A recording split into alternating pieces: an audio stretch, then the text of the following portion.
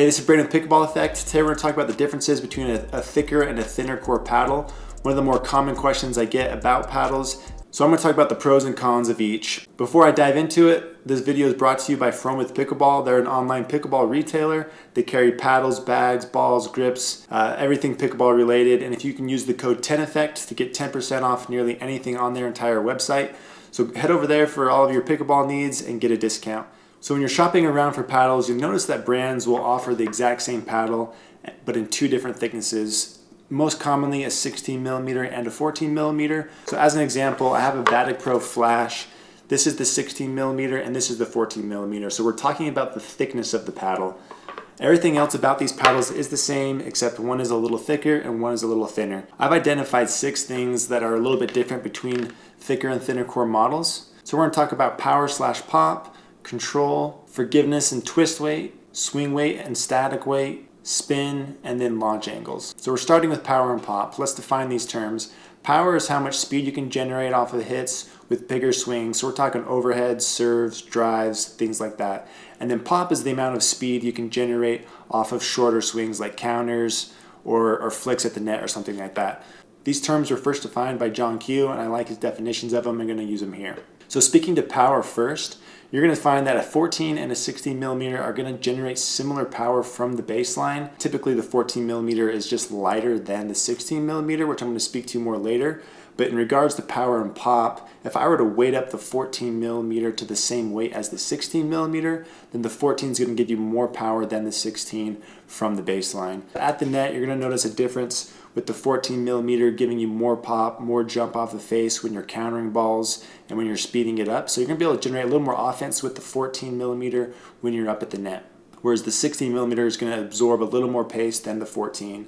So that's power and pop. Now let's talk about control. A 16 millimeter is going to be more control oriented than the 14. The 16 is going to absorb more pace. It just has more material, it has a thicker core, it's going to take pace off the ball, so it's easier to control. So when you're in scenarios like in the middle of the court, where you're trying to reset the ball and neutralize it, or maybe you're scrambling and your opponents are attacking you, it's easier to take pace off the ball with the 16 millimeter just because it does some more of the work for you than the 14 millimeter does. The 14 is going to be a little springier, a little jumpier on the face, so it's going to be harder to take pace off in those scenarios than a 16 millimeter. A 16 millimeter is going to feel a little softer, a little more plush at impact versus the 14 millimeter, which is going to have a stiffer, more rigid feel to it. Depending on what you're coming from will determine which feel you like more, but most people do associate that softer feel of the 16 with better control. So while the 14 does give you the advantages of more pop at the net, the 16 millimeter is going to be easier to control, play shots, and absorb pace off the ball when you need to. So now let's talk about forgiveness and twist weight. So forgiveness can be described as like the size of the sweet spot, or if you hit a ball off center, how much power are you going to get on those shots. So a 16 millimeter is going to generally give you an average or above sweet spot, while the 14 millimeter is typically going to give you a little below average sweet spot wise. So when you look at the twist weight measurements of a 16 and 14, the 14 typically has a lower twist weight number than the 16, meaning the paddle's resistance to turning about on the vertical axis is greater on the 16, which makes sense, right? Like there's more material here, it's going to be more stable, it's going to be a little more forgiving, which also makes the 16 a little more easier to control. So if you are stretched out or if you miss a ball in the middle, you're going to get the ball in play more often than you are with the 14 millimeter on miss hits. Now let's talk about weight. So when we look at the weights of a paddle, there's 2 weights you want to pay attention to. There's the static weight and the swing weight. So the static weight is just how much the paddle weighs when you set it on a scale. And the swing weight measures just how heavy a paddle feels when you're holding it in your hands and out there swinging it on the court. I usually advise to pay closer attention to the swing weight number rather than the actual weight, because the swing weight gives us a better idea of how heavy the paddle feels and moves on the court. The average swing weight for a 16 millimeter is 117.5, and the average swing weight for a 14 millimeter is 112. So the lower swing weight indicates that the paddle feels lighter, is easier to maneuver, while the higher swing weight means the paddle is going to feel heavier and going to be a little more sluggish in your hand. So in this case, the 14 millimeter is going to cut through the air a lot easier, it's going to feel a lot lighter, and it has the edge over the 16 when it comes to maneuverability.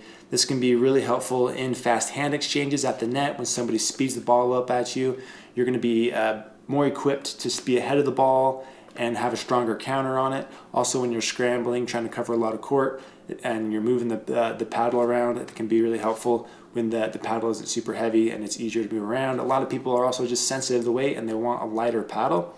So a 14 millimeter is going to play and feel a lot lighter than a 16 millimeter on average. So now let's talk about spin. When I look at all my spin numbers and even the spin numbers from other reviewers, the average spin rating is going to be a little higher on the 14 millimeter in general versus the 16. They're typically pretty close when you have the exact same model in the two different thicknesses, but the 14 millimeter does have the edge there. The theory is just that the paddle is a little bit lighter. You can accelerate through the ball a little quicker and just generate more spin that way. So the 14s have a little edge, but I wouldn't give too much weight to this. They are typically very, very similar. And the last thing I'm going to call out about the differences between these two is the launch angle. I've hit hundreds of paddles, and I've always had the sense that 16 millimeters have a higher launch angle, meaning when you make contact with the ball on like a drive, it just shoots up a little bit higher, or when you're trying to drop the ball, it just is a little more loopier than a thinner core paddle. I don't have anything to specifically measure. This is just something anecdotal that I've noticed playing a bunch of different paddles, but I did mess with this a little bit the other day for a review I did for the Pursuit Pros, which I have here.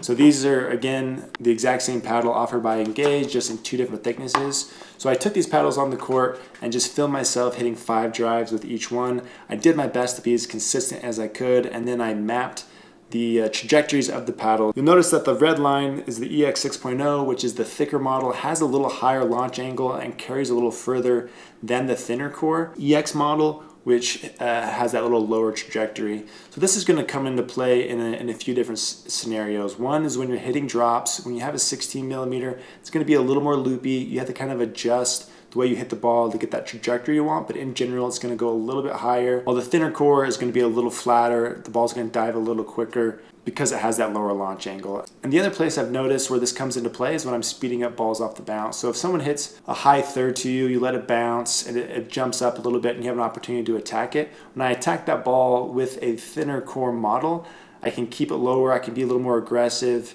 and hit it a little harder, whereas when I'm attacking that same ball with a 16 millimeter, I just don't feel I can be as aggressive with it because it tends to just to float a little more, go a little higher. But there are scenarios where the higher launch angle is more beneficial. So like when say I'm speeding up a ball below the net, it's nice to have that little higher launch angle for the ball to get up over the net and onto your opponent. So there's definitely scenarios where a higher launch angle is better versus a lower launch angle. It's just kind of your preference. I think you can adjust to a launch angle and make it work to your game, but that is just something I've noticed that is different between a 16 and a 14. So there you go. Those are the differences I've observed. I hope that helps as you're searching for paddles. Thanks for watching.